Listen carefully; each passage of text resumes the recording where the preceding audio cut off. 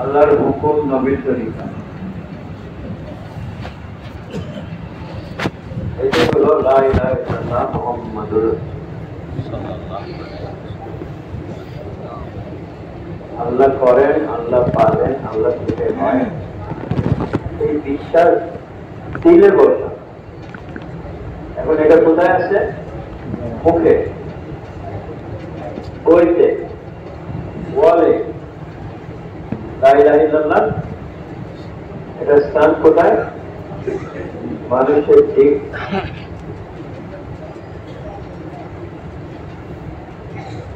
যখন দিলে বসবে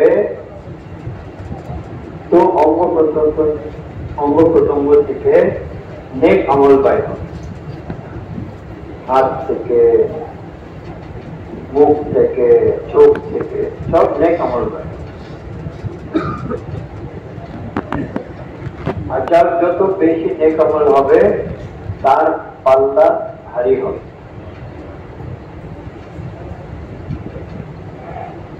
ভাই, আর যার পাল্লা ভারী হবে সে জান্নাতে যাবে।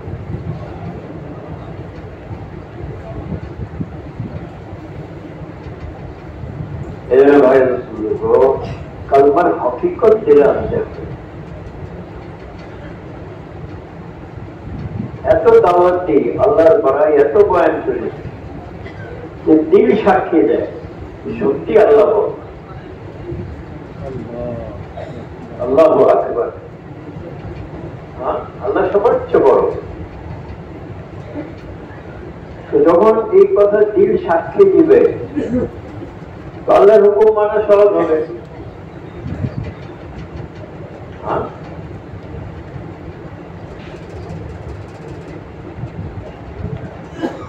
আজকে আল্লাহর হুকুম মানি কেন আমরা? আল্লাহরে চিনি না।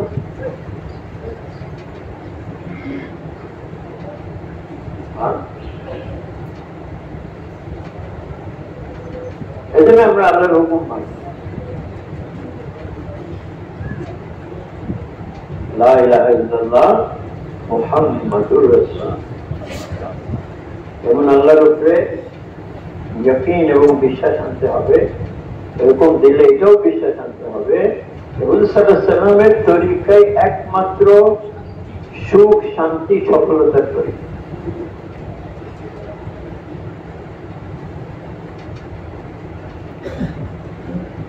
এখন আমরা দেখি আল্লাহর হুকুম কয়টা মানি, নবীর তরিকা কয়টার উপরে চলি।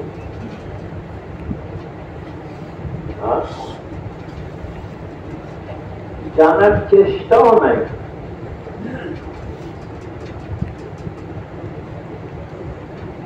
যদি চেষ্টা হইতো আমরা তালিমে বসতাম,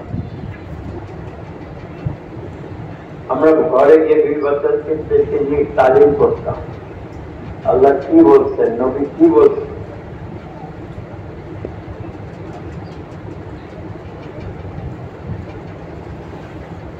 আর যখন তালিমে বসে যখন আমলের আগ্রহ হবে, কিভাবে করব?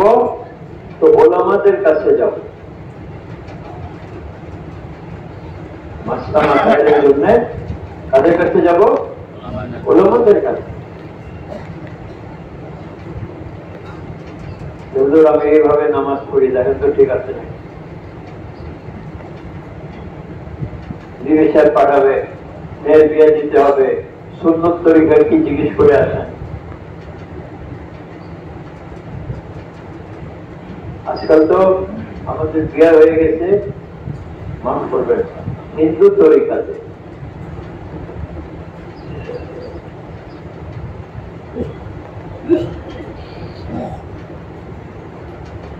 সাল্লামের কাছে হযরত আলী রাদিয়াল্লাহু আনহু আসলেন। হযরত দেখে বললেন, তুমি কি ফাতেমার প্রস্তাব নিয়ে আসছো? বলে, ইয়া রাসূলুল্লাহ। আচ্ছা, কি মাহার আছে তোমার কাছে? মাহারা নাকি আছে? ইয়া রাসূলুল্লাহ, আমি তো গরিব মানুষ, আমার কাছে তো টাকা পয়সা নাই। বলেন, ওই জিহাদে তুমি একটা সুন্দর পোশাক পাইছে না, ওটা তুমি বিক্রি করে দাও। ইসলামের জন্য তোমার তালোয়ারই যথেষ্ট। ওইটা নিয়ে উনি বিক্রি করবেন, বাইরে আসলেন। হযরত ওসমান রাদিয়াল্লাহু সাথে দেখা হয়, কোথায় যাও? এটা বিক্রি করবো আর এই টাকা দিয়ে ফাতেমার মাহার পাবো, এটা আমি কিনে নিতে পারতাম। ওসমান রাদিয়াল্লাহু এটা কিনে নিলেন, কিনে তারপরে বললেন এটা আমি আবার তোমারে হাদিয়া করলাম, এটা আবার দিয়ে দিলেন।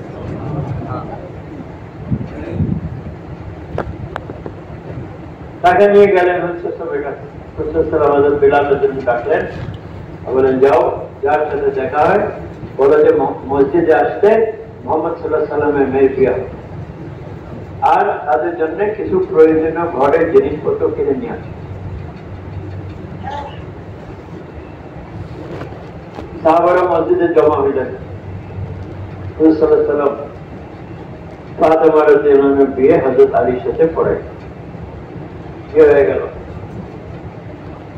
হযরত আলী রাদিয়াল্লাহু আনহু বাসা চলে গেলেন। এক বা দুই দিন পরে হুজুর সাল্লাল্লাহু আলাইহি ওয়াসাল্লাম হযরত ফাতেমাকে উম্মে আইমান রাদিয়াল্লাহু আনহা আরেকজন সাথে দিয়ে হযরত আলী রাদিয়াল্লাহু আনহু ঘরে পৌঁছাই দিলেন।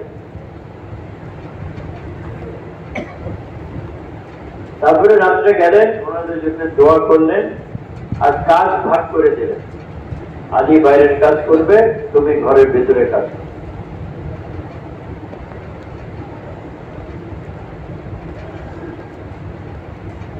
এই বিয়েতে কয়জন বরযাত্রী ছিল?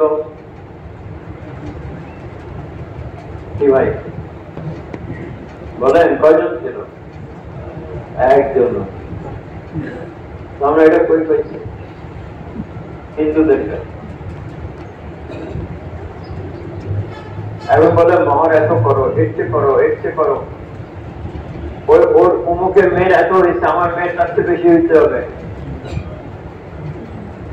আর হাদিসে আসছে যে বিয়ের সবচেয়ে কম খরচ এটা সবচেয়ে বরকতওয়ালা।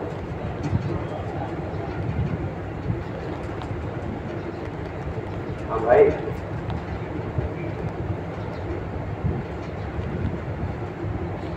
এক সাহাবী আসলেন, হুজুর সঙ্গে দেখা করতে, যেটা কাপড়ে কিছু রং লাগা, কি ব্যাপার? ওই রাত্রে বিয়ে। ঠিক আছে, বিয়ে করছো ভালো কথা, এখন তুমি ওয়ালিমা করো অন্তত একটা বকরি দিয়ে।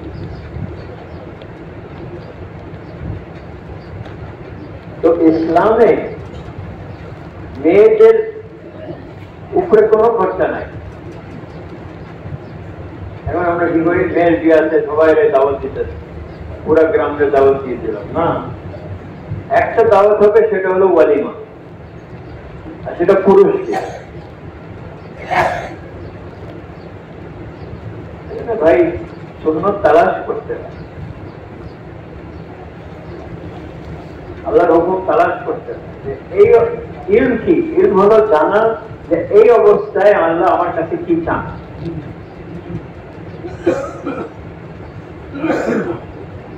জানার আগ্রহ নাই, জানার সুযোগ নাই, জানার ইচ্ছাও নাই।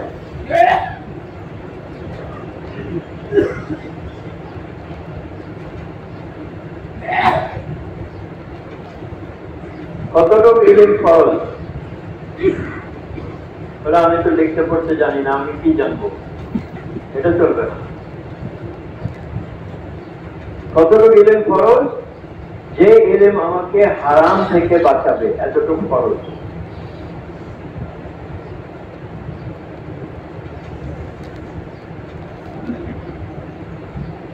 আপনি লিখতে জানতেন না, পড়তে জানতেন না, সাহাবারা লিখতে জানতেন না, পড়তে জানতেন, নিজে লিখতে জানতেন না, পড়তে জানতেন, কিন্তু হুজুর বড় আলেম আর কে?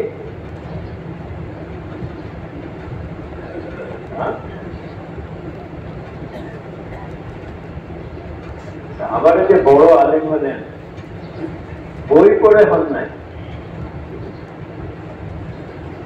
ওখানে বুখারী ওই সময় হয় নাই, মুসলিম ওই সময় হয় নাই। এত বড় আলেম কি করে হয়েছেন? হুজুর সাল্লাল্লাহু আলাইহি ওয়াসাল্লামের সোহবতে থাকে, হুজুরকে দেখছেন, হুজুর কিভাবে নামাজ পড়েন সাহাবারা দেখছেন, কিভাবে ওযু করেন সাহাবারা দেখছেন, দেখে করছেন।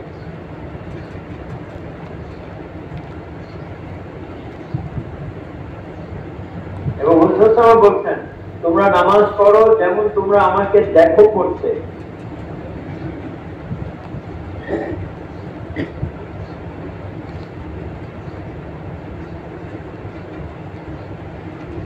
ভাই, ওলামাদের সোহবতে যাওয়া, কিন্তু যে কোনো আলেম না।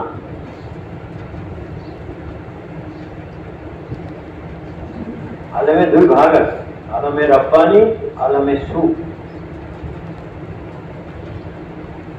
আল্লাহওয়ালা আলেম আর দুনিয়াদার আলেম। আমরা আল্লাহওয়ালা আলেম তালাশ করি, তাদের সোহবতে যাব, তাদের কাছে মাসলা সাহেব জানবো।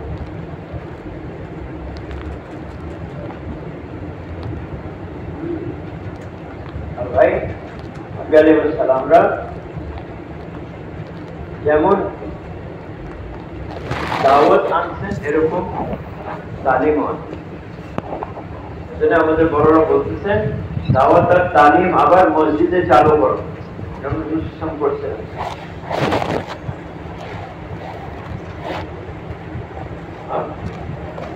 কাজ করে লোকজনকে আনবো, ইমানে মসজিদে বসা, তালিমের হালকায় বসা, জিকিরের হালকায় বসা, মসজিদকে আবাদ করি। আজকে তো ঘর আবাদ করতেছি, দোকান আবাদ করতেছি, ব্যবসা আবাদ করতেছি, মসজিদ খালি আছে।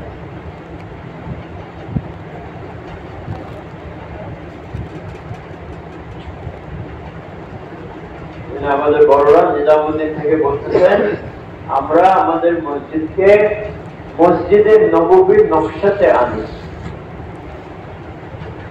কোন নকশা? কি ভাই? মসজিদের নববীর নকশা। আমার মসজিদের নববীতে যে আমলগুলো হইতো, ওই আমলগুলো আমাদের মসজিদে চালু করি।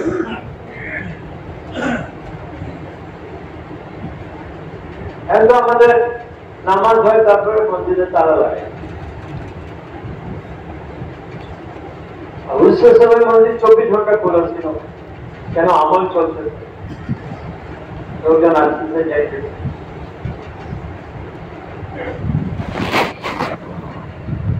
নিয়ত আছে নিজের মসজিদ 24 ঘন্টা আবাদ করার।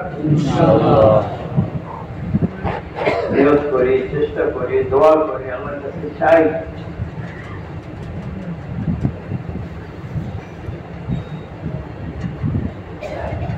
একজন মসজিদে গ্রামের লোক পেশাব করে, সাহাবারা রাগ হয়ে গেছে, এবারে মারতে হবে, না না, পেশাব শেষ করতে হবে। শেষ করছে, তারপরে দেখো এটা আল্লাহর ঘর, এখানে কোনো নাপাকি রাখা যাবে না, এখানে নামাজ হয়, এখানে জিকির হয়, এখানে কোরআন পড়া হয়। আরেক সাহাবীকে বললেন, একবার পানি এনে এটা ধুয়ে দাও, ধুয়ে দিচ্ছে।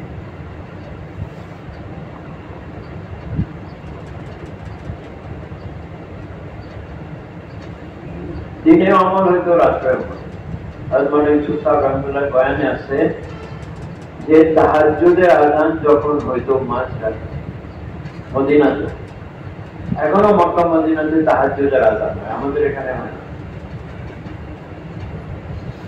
যেমন এটা এলান ছিল, যারা মসজিদে আসো বাসায় যাও, যারা বাসায় আসো মসজিদে, যেন সব সময় মসজিদে লোক থাকে।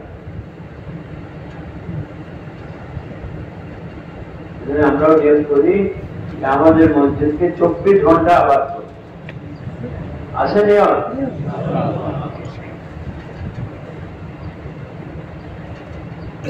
যত খায়ের আর বরকত আসে আল্লাহর কাছে, সব জায়গায় কোথায় আসে? বাইতুল্লাহর উপরে। সব জায়গায় কোথায় আসে? বাইতুল্লাহর উপরে। এরপরে সমস্ত দুনিয়ার মসজিদে এটা বন্টন হয়। এখন মসজিদ বন্ধ, মসজিদ খালি, তারা নাই, কেউ নাই, নেওয়ার লোক নেই।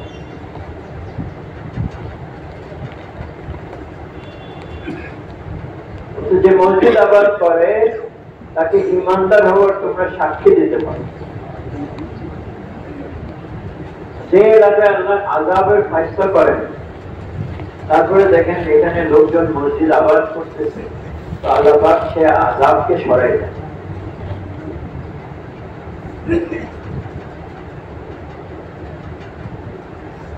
সাহাবারা যখন শুনলেন সারা দুনিয়াতে সবচেয়ে প্রিয় জায়গা আল্লাহর কাছে হলো মসজিদ, আর সবচেয়ে অপছন্দনীয় জায়গা হলো বাজার।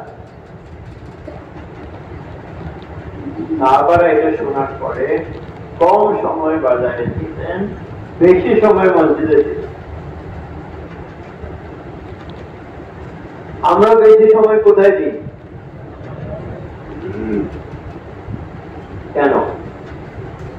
সাহাবারা এটা শুনে মসজিদে বেশি সময় দেয়, আমরা শুনি ঠিকই কিন্তু সময় দিই বাজারে বেশি। কারণটা কি?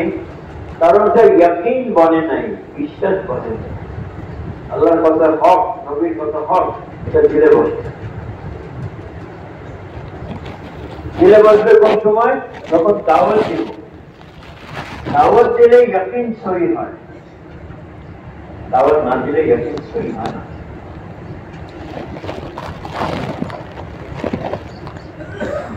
এখানে আজকে থেকে আমরা নিয়োগ করি প্রত্যেক দিন দাওয়াত দিব। হ্যাঁ, এই যে মৌলানা সাহেব বলতেছেন ইনফিরাদি দাওয়াত, ইনফিরাদি দাওয়াত, মজমা জমা করে বয়ান কয়জন করেন, কিন্তু ইনফিরাদি দাওয়াত আমরা প্রত্যেকে দিতে পারি। ঘরে যারা আছে ওদেরকে দাওয়াত দেন, বন্ধু বান্ধবদেরকে দাওয়াত দেন, রিক্সা উঠছে রিক্সাওয়ালাকে দাওয়াত দেন, দোকানে গেছে দোকানদারকে দাওয়াত দেন, বাজারে গেছেন দাওয়াত দেন, দাওয়াত দেন। এত বড় বাজারে গেলেন আর বলে এই বাজারওয়ালারা তুমি এখানে বসে, আর মসজিদে রাসূল সাল্লাল্লাহু আলাইহি ওয়াসাল্লামের মিরাজ বন্টন হচ্ছে।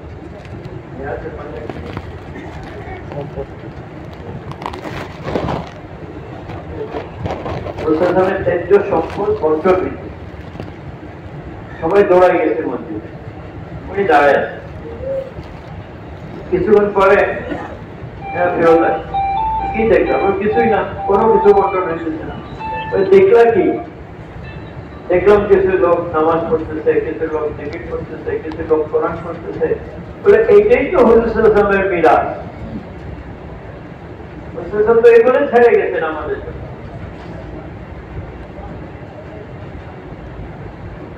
উর্দুতে একটা কথা, আমাল সে জিন্দেগি बनती है, আমল দ্বারা মানুষের জীবন এর গঠন হয়, মানুষ বনে। আজকে আমল নেই আমাদের জিন্দেগিতে।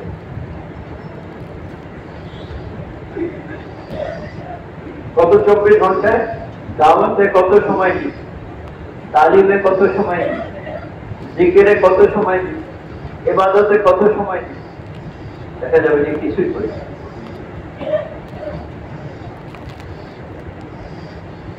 ভাই সাহাবারা সাহাবিয়ারা ওনারা আমলে ব্যস্ত থাকতেন, দাওয়াতে ব্যস্ত থাকতেন, দোয়াতে ব্যস্ত থাকতেন, জিকিরে ব্যস্ত থাকতেন, কোরআন তেলাওয়াতে ব্যস্ত থাকতেন।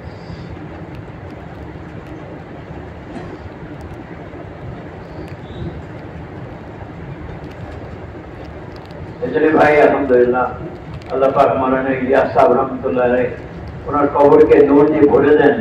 ওনার ফিকির ছিল যে উম্মতের ভিতরে আবার দ্বীনের ফিকির কি করে আসতে পারে, উম্মত আবার না ঈমানওয়ালা আমলওয়ালা কিভাবে বলতে পারে। আল্লাহ পাক এই কাজ ওনাকে দিয়ে চালু করেন। 100 বছর হয়ে গেছে,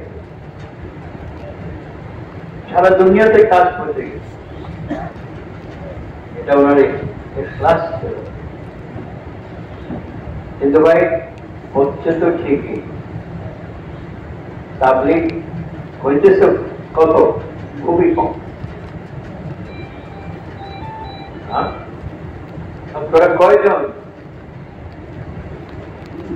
দাস করে, কয়জন চিল্লা দেয়, কয়জন তালিমে বলে? বহুত কম। এই জন্য আমাদের মেহনত বাড়াইতে হবে। আর জামাত যেগুলো বের হয়, বেশিরভাগ জামাত লোক বাইর করে। मौलाना यूसुफ साहब रहमतुल्लाह बोलते हैं, निकलो और निकालो, নিজে বের হও, অপরকে বের করো। যত লোক আল্লাহর রাস্তা বের হবে তারা ফিরে এসে কাজ করে। জামাত যারা যায় আল্লাহর রাস্তায়, প্রত্যেক মহল্লা থেকে নগদ জামাত পেয়ে। এক জামাত আসছিল পাকিস্তান থেকে, 40 দিনে 40টা জামাত বাইর করেছে। এটা হলো কাজ। এক পাঠান মেলো 3 দিন লাগে, ফিরে এসে ছেলেদেরকে জামাইদেরকে একত্র করছে, তাদের তরকিব দিচ্ছে। 6 জনকে 4 মাসের জন্য রাইবেন পাঠিয়েছে।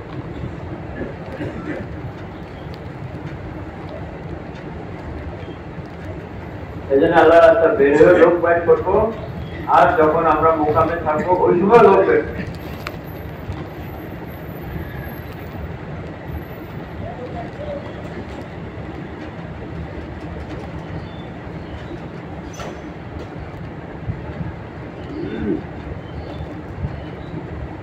ইউসুফ সাহেব রহমতুল্লাহ হিসাব করলেন, 10 বছর মদিনায় ছিলেন। 10 বছরে 150 জামাত আল্লাহ রাস্তা পায়, যার ভিতরে 27-28 জামাতে হুজুর নিজে সাথে ছিল।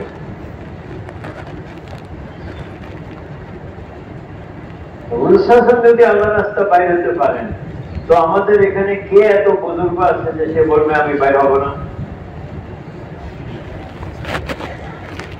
আল্লাহ মহাজের জন্য আল্লাহ রাস্তা কেন?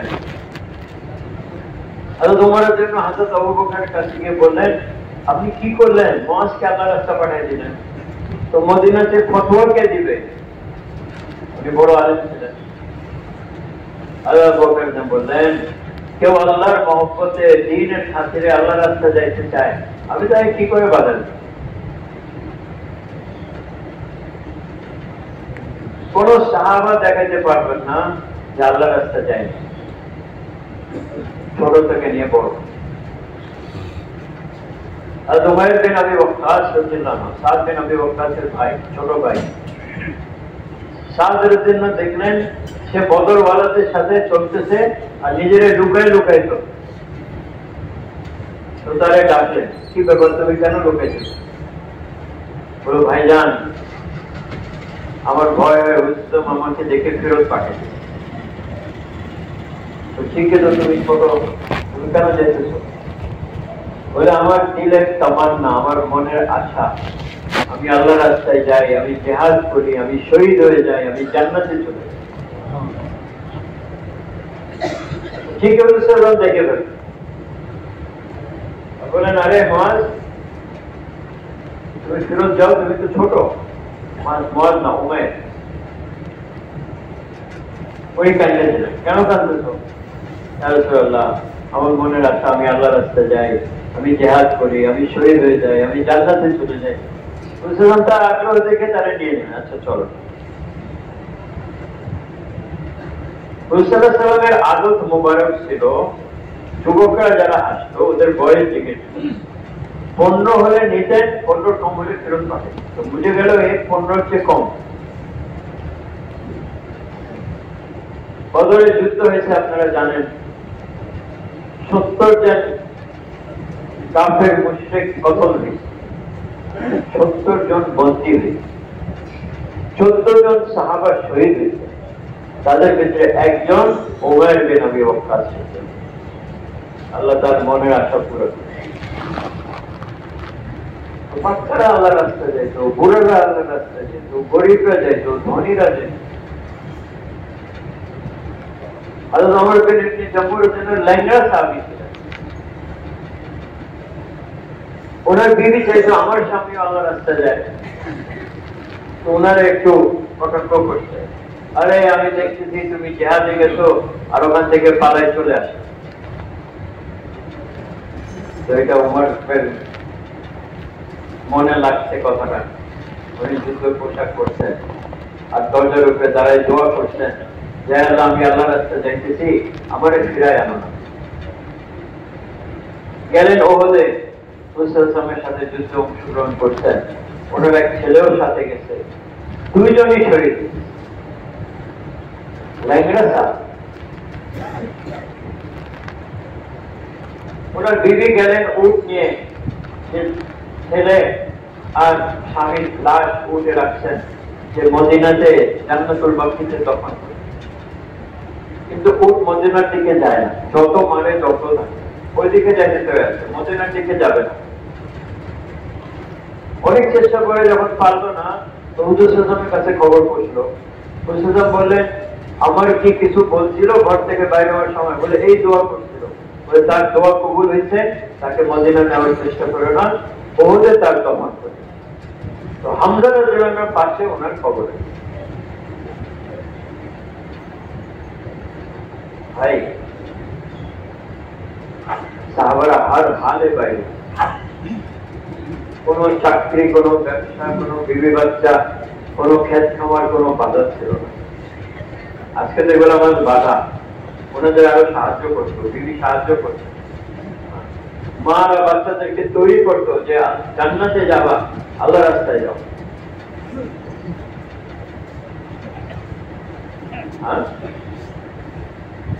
আজকে কোথায় সে মা?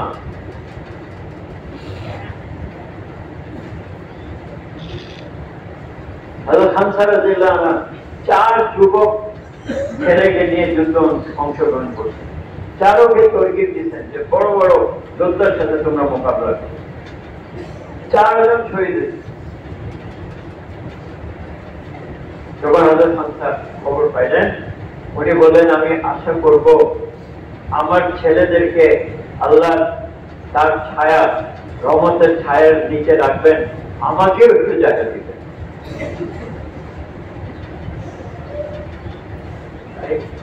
হযরত হামজা রাদিয়াল্লাহু আনহু নাক কান কাটা হয়েছে, গলার হাড় বানিয়েছে, বুক চিরছে, কলজা বাইর করা হয়েছে।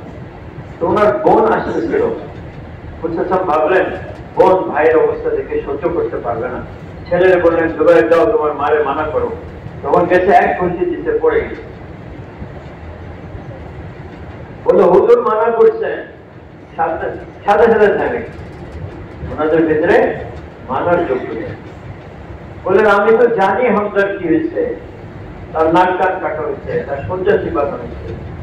আল্লাহর রাস্তায় এগুলো হওয়া কোনো বড় কথা না।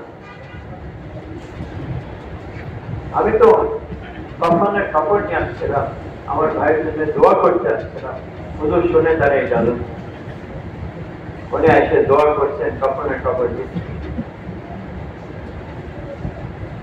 বোন হলে এরকম বোন, মা হলে সংসার মতো মা হলে।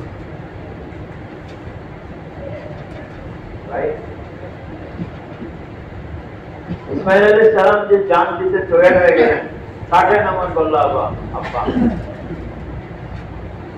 এই তরবিয়ত কে করলো? তার মা করছে।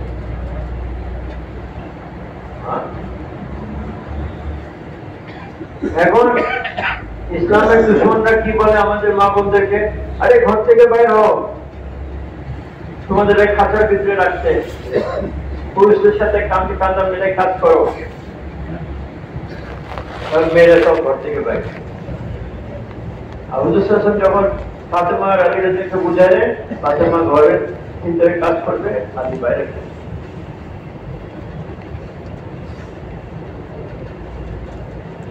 আমাদের হাজী আব্দুল মুকিত সাহেব রহমতুল্লাহ আলাইহি ছিলেন, উনি একটা কথা বলতেন যে আল্লাহ বানাইছে মেয়েদেরকে রানী।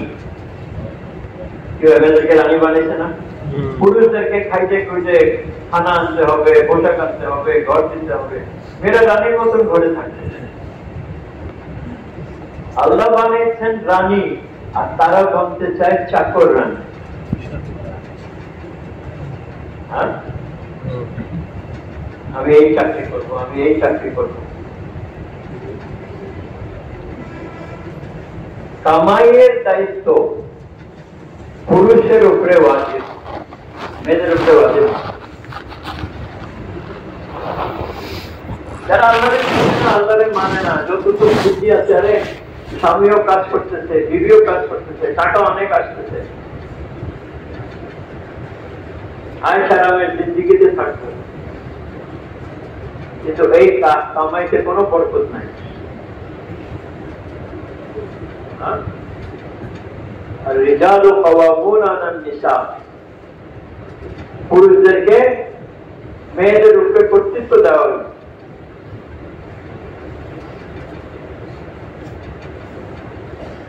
এখন তাহলে মেয়েদেরকে কেন কামাইয়ের দায়িত্ব দেওয়া হয়? তাদেরকে এর চেয়ে বড় দায়িত্ব দেওয়া হয়, সেটা কি? বাচ্চাদের তরবিয়ত করা, বাচ্চাদেরকে গড়ে তোলা, বাচ্চাদেরকে ঈমান আমল আখলাক শেখানো, সুন্নতের মহব্বত শেখানো। এটা মা যেভাবে পারে বাপ পারে না। বাপ তো বাইরে থাকে, মা ঘরে, যদি মা ঘরে থাকে, এখন তো মা বাইরে গেছে, এমনিতে কোনো খায়াল নাই।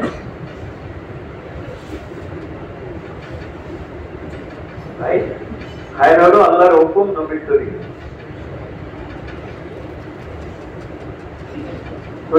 কোন মেয়েকে চাকরি করতে, কোন বিবিকে চাকরি করতে, সেটা দেখি।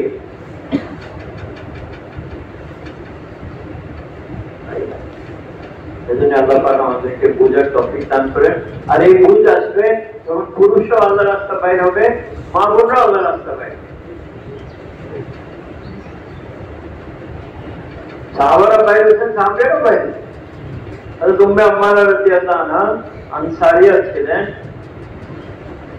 উনি হুজুর সাল্লাল্লাহু আলাইহি অনেক যুদ্ধে উনি অংশগ্রহণ করতেন।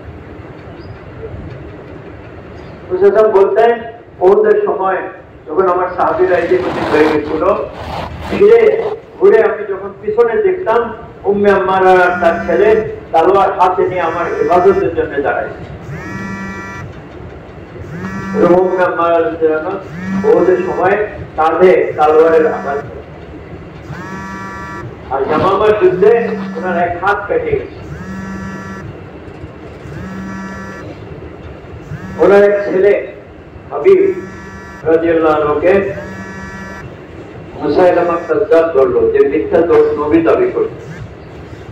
আর বলো তোমার নবীকে। আমার নবী হযরত মুহাম্মদ সাল্লাল্লাহু আলাইহি ওয়াসাল্লাম, আর আমি, তুই তো মুসাইলামা কাজ্জাব, কাজ্জাব মানে মিথ্যুক।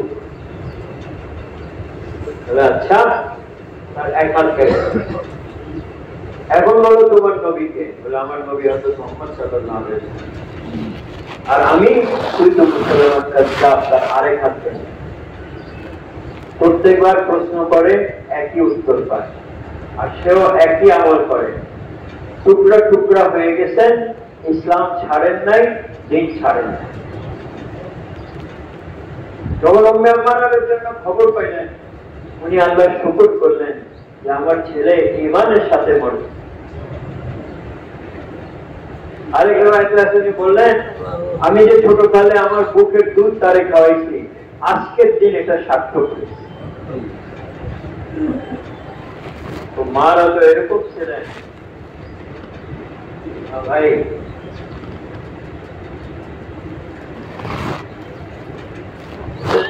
এই জন্য যেটা বলতেছিলাম, পুরুষ ভাইদেরকে আল্লাহ রাস্তা বাইরে দেবে, মা বোনদেরকে আল্লাহ রাস্তা। বাচ্চারা একটু বড় হলে বাপের সাথে ঘরে তালিমে বসবে। এখন তো আমরা তো জামাতে বের হয়ে 6 নম্বর, এখন ঘরে তালিমে বলছে 6 নম্বর পড়ো। ছোট ছোট বাচ্চারা ছোটকাল থেকে 6 নম্বর শিখে নেবে, জামাতে গিয়ে অন্যরা শিখাবে। ভাই ভাই আল্লাহ একটা কাজ দিচ্ছেন, যে কারণে আউয়াল কা হীরা है, এটা ওই হীরা যেটা প্রথম যুগে ছিল, মানে সাহাবাদের যুগে। একজনে কাজ করা, একজনে তালিম করা, একজনে জিকির করা, একজনে ইবাদত করা। আমি যেটা বলতেছিলাম যে 10 কত জামাত বাইর করছে মুসা আলাইহিস সালাম 10 বছরে 150 জামাত বাইর।